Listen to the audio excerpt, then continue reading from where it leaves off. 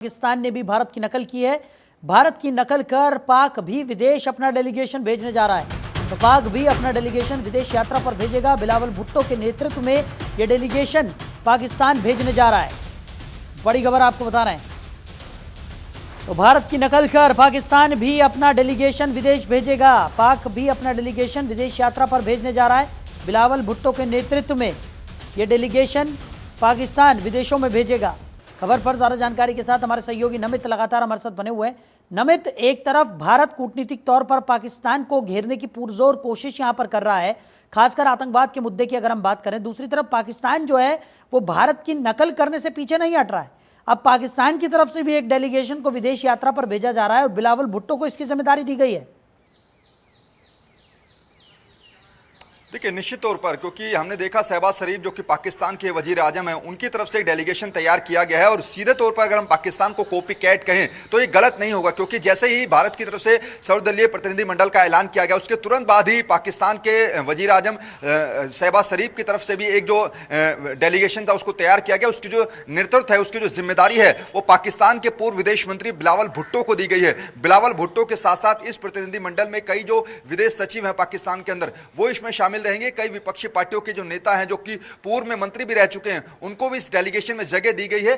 कल हमने देखा जैसे ही बिलावल भुट्टो को इस जिम्मेवारी दी गई, बिलावल भुट्टो ने एक्स पर पोस्ट किया और उन्होंने कहा कि मुझे जो शहबाज शरीफ ने जिम्मेदारी दी है उसके बाद मैं अपने आप को गौरवान्वित महसूस कर रहा हूं, मुझे फक्र है कि मुझे जिम्मेदारी दी गई है। सीधे तौर पर बिलावल भुट्टो ने कहा कि वो वैश्विक मंच पर पाकिस्तान की तरफ से शांति जो है बनाए रखने की अपील करेंगे और तमाम जो विश्व के बड़े देश हैं उनके सामने अपनी बात रखेंगे। लेकिन हाँ, ये जरूर है कि पाकिस्तान अपने आतंकियों को बचाने का एक जो नया प्रोपोगंडा है वो विश्व स्तर पर इस जरिए चलाने की कोशिश जरूर कर।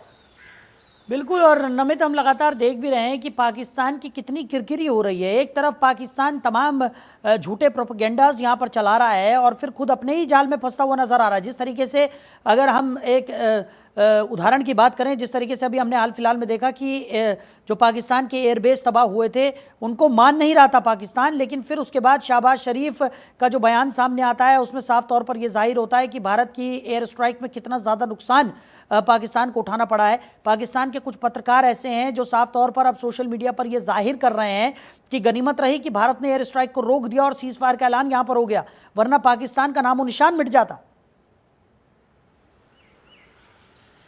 देखिए साहिल, यहाँ पर पाकिस्तान अब अपने ही बुने हुए जाल में फंसता हुआ नजर आ रहा है। जहाँ पर शुरुआती दौर में पाकिस्तान के जो मीडिया चैनल्स और पाकिस्तान के जो मंत्री हैं वो लगातार ये कह रहे थे कि भारत ने कोई स्ट्राइक नहीं की, पाकिस्तान को कोई नुकसान नहीं हुआ। लेकिन हाल ही में जो उनके वजीर आजम है शहबाज शरीफ, उनकी तरफ से जो बयान आया कि खुद जो उनके आर्मी चीफ है असीम मुनीर, उनकी तरफ से पाकिस्तान के प्रधानमंत्री को ये सूचना दी गई थी फोन पर कि पाकिस्तान के कई ऐसे एयरबेस हैं जहाँ पर हिंदुस्तानी वायुसेना ने नुकसान पहुंचाया। इस बात तो खुद पाकिस्तान ने कबूल किया है कि ऑपरेशन सिंदूर के जरिए पाकिस्तान के अंदर कई एयरबेस पर बड़ा नुकसान हुआ है। उसके साथ साथ जो पाकिस्तान के अंदर कुछ मीडिया चैनल्स हैं उन्होंने भी अपनी गलती को स्वीकार किया है। तो ऐसे में पाकिस्तान का जो झूठ का प्रोपोगंडा था वो पहले सबके सामने आया और अब पाकिस्तान भारत की जो कॉपी कैट यानी कि नकल करते हुए जो विदेशों में डेलीगेशन भेज रहा है, इससे निश्चित तौर पर पाकिस्तान की किरकिरी होना पूरी तरीके से लाजमी है। भले पाकिस्तान के मंत्री और बिलावल भुट्टो ये कहते हुए नजर आ रहे हो कि हम वैश्विक स्तर पर अंतर्राष्ट्रीय मंच पर शांति की अपील करेंगे, लेकिन शांति अब तक आखिर पाकिस्तान ने कितनी दिखाई है, किस तरीके से सीज फायर का लगातार उल्लंघन